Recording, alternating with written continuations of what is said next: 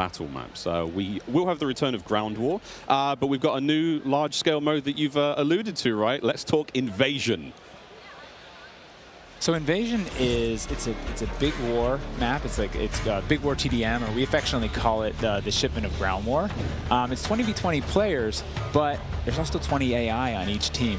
AI are coming in fast roping. They're coming in on medium birds. And it's this high action mode. It's super fun, but it's also really chill. The announcer's not barking at you. He's not saying like, hey, get to B, they're taking C. You can kind of play it how you want to play it. You sit up on a rooftop and snipe. You can grab a shotgun and go room clearing. If you push too far into the enemy's base, AI will come hunt you. But we've also been really conscious of where we put AI in multiplayer. We didn't put AI in kill streaks or anything like that because we don't want AI showing up in search and destroy. We don't want AI in domination.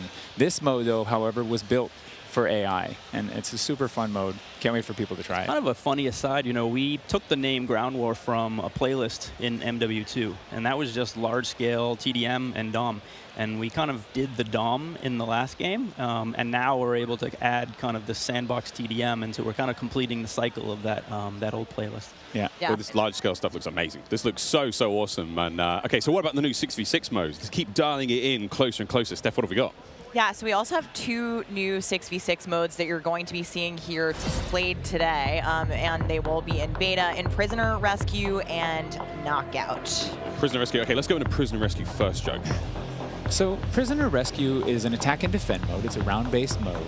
The defenders have 2 prisoners. They're kind of spread out, and they need to keep hold of them. The goal of the attackers is to get to those prisoners, pick them up, and carry them to exfil.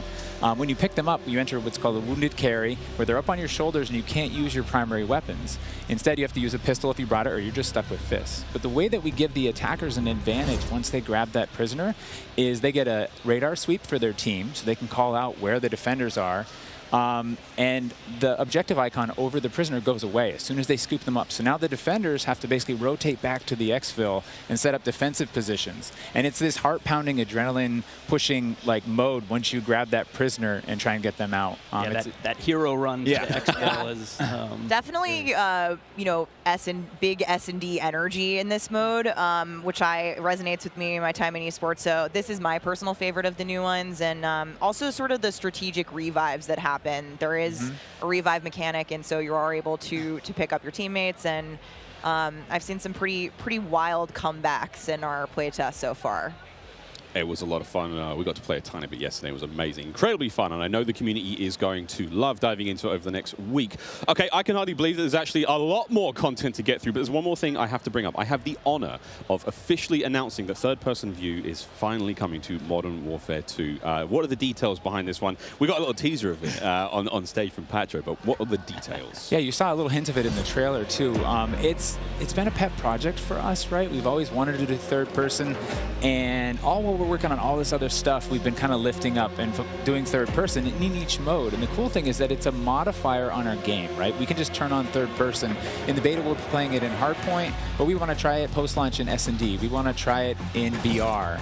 And we have camera work. The camera collision's been reworked. It handles tight spaces. There's a water camera. There's an interior camera. You can feel the weapon shake when you're firing with it. And it's just, we've put a lot of work into it, and we're excited for people to give it a try. Incredible. I can't wait to see what third-person COD feels like in 2022. Sexy skins and everything. This is a lot of information, Steph.